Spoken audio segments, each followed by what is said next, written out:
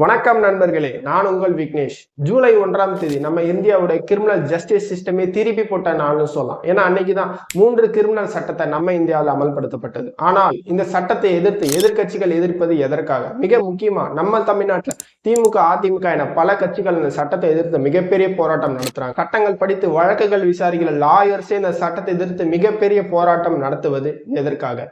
என்ன சொல்லுது இந்த 3 குற்றவியல் சட்டம்? ஃபர்ஸ்ட், இந்த 3 குற்றவியல் சட்டம்னா என்ன? கிட்டத்தட்ட 150 வருஷத்துக்கு முன்னாடி கொண்டு வரப்பட்டதான் இந்த 3 குற்றவியல் சட்டம். அதை இப்ப ரீப்ளேஸ் பண்ணி தான் புதிய 3 குற்றவியல் சட்டத்தை உருவாக்கி இருக்காங்க. IPC, the Indian penal code of 1860, இதை ரீப்ளேஸ் பண்ணி Bharatiya Nyaya Sanhita, the Indian evidence act 1872 பதிலா Bharatiya Sakshya Adhiniyam, CrPC, the criminal procedure code 1972, இதை ரீப்ளேஸ் பண்ணி பாரதிய நாகரிக் சுரக்ஷா சன்ஹிதா. இந்த 3 பழைய குற்றவியல் சட்டத்தை ரீப்ளேஸ் பண்ணி தான் 3 புதிய குற்றவியல் சட்டத்தை டிசம்பர் மாசம் 2023 பார்லிமெண்ட்ல இன்ட்ரோடியூஸ் பண்ணாங்க.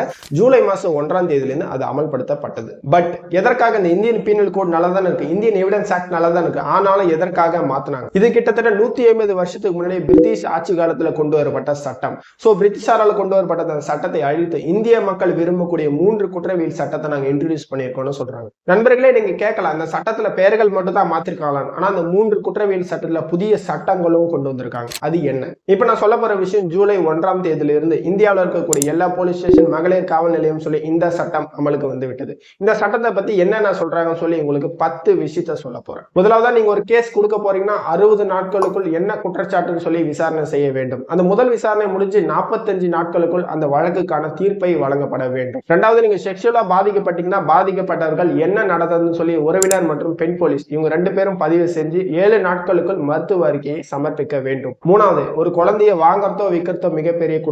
மிக முக்கியமா, ஒரு மைனர் குழந்தையை கேங் ரேப் பண்ணா ஆயுள் தண்டனை முதல் மரண தண்டனை வரை விதிக்கப்படலாம்னு சொல்றாங்க. நாலாவது, ஒரு பொண்ணை திருமணம் செய்து கொள்கிறேன்னு சொல்லி பொய்யான வாக்குறுதி கொடுத்துட்டு ஏமாத்தி விட்டால் கடுமையான தண்டனை விதிக்கப்படும். ஐந்தாவது, ஒரு பெண்ணுக்கு எதிராக ஒரு குழந்தைக்கு எதிராக குற்றங்கள் நடந்தால் அனைத்து மருத்துவமனையிலும் முதலுதவி இலவசமாக செய்யப்பட வேண்டும். மிக முக்கியமா, பெண்கள் மற்றும் குழந்தைகளுக்கு எதிராக குற்றங்கள் பாதிக்கப்பட்டவர்கள் 90 நாட்களுக்குள் அவங்களுக்கு என்ன நடந்தது அந்த கேஸ் பத்தி அப்டேட்டை கொடுக்கப்பட வேண்டும். ஆறாவது, குற்றம் சாட்டப்பட்டவர்கள் பாதிக்கப்பட்டவர்கள் இவங்க 2 பேருமே 14 நாட்களுக்குள் FIR, police report, charge sheet, statement வாங்க உரிமை உண்டு. 7th one, 0 FIR. இனிமே நீங்க மின்னணு தகவல் தொடர்பு மூலம் எஃப்ஐஆர் என்ன நடந்ததுன்னு சொல்லி குற்றச்சாட்டை வைக்கலாம். இதற்காக நீங்க போலீஸ் ஸ்டேஷன் போய் தான் எஃப்ஐஆர் ஃபைல் பண்ணணும் அவசியம் இல்லை. 8th ஒன், இப்போ ஒரு நபரை கைது பண்றீங்க அப்படின்னா அவருடைய சூழ்நிலை குறித்து அவர் விரும்பும் நபர் கிட்ட சொல்லலாம். அது ஃபேமிலியா இருந்தாலும் சரி, இல்ல ஃப்ரெண்ட்ஸா இருந்தாலும் சரி. 9th ஒன், இப்போ ஒரு கடுமையான குற்றச்சாட்டு நடந்துச்சுன்னா தடவியல் நிபுணர்கள் நடந்த இடத்திற்கு சென்று சாட்சியங்களை சேகரிப்பது கட்டாயமாக்கப்பட்டது. 10வது ஒன், ஒரு பெண்ணா இருந்தாலும் சரி, இல்ல ஒரு திருநங்கையா இருந்தாலும் சரி, அவங்களுக்கு எதிராக ஒரு ரேப் கேஸ் நடந்துச்சு அப்படின்னா உடனடியா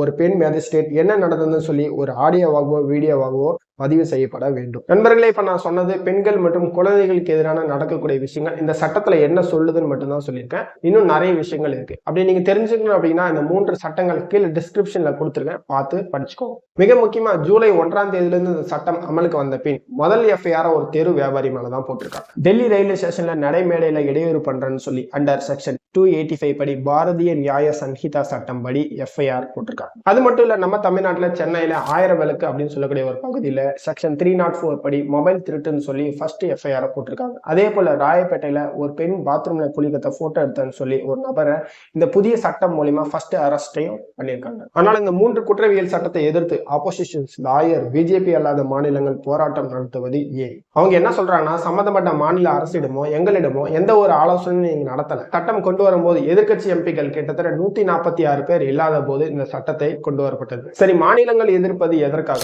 ஆர்டிகல் 348 படி நாடாளுமன்றத்தில் இயற்றப்பட்ட சட்டங்கள் அனைத்தும் இங்கிலீஷ்ல இருக்கணும்னு சொல்றாங்க. பட் இந்த 3 சட்டங்களும் சான்ஸ்கிரிட்ல இருக்குன்னு குற்றச்சாட்டு வைக்கணும். நம்ம தமிழ்நாட்டில் இருக்கக்கூடிய அனைத்து கட்சிகளும் இது வேறு மொழியில இருக்குன்னு சொல்லி குற்றச்சாட்டை வைக்கணும். அது மட்டும் இல்லாம இந்த மாதிரி சட்டங்கள் கொண்டு வரும்போது மாநில அரசுடன் ஆலோசனை செய்யப்பட வேண்டும். நீங்களே ஒரு சட்டம் போட்டு மாநிலத்தின் மீது திணிக்க கூடாதுன்னு சொல்லி நம்ம தமிழ்நாடு அரசு சொல்றாங்க. மிக முக்கியமா, இந்தியாவின் இறையாண்மை ஒற்றுமையை பத்தி எதிராக பேசினால் மிகப்பெரிய குற்றம். ஆனால் இந்த புதிய குற்றவியல் சட்டம் என்ன சொல்லுதுன்னா, இந்தியாவின் இறையாண்மை ஒற்றுமைக்கு எதிராக பேசினால் ஆயுள் தண்டனை வரை கூட விதிக்கப்படலாம்னு சொல்றாங்க. சோ இதுதான் நிறைய நீதிபதிகள் எதிர்க்கிறாங்க.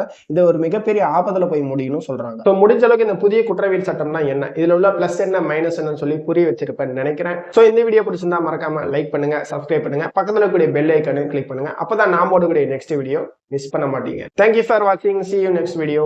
Bye.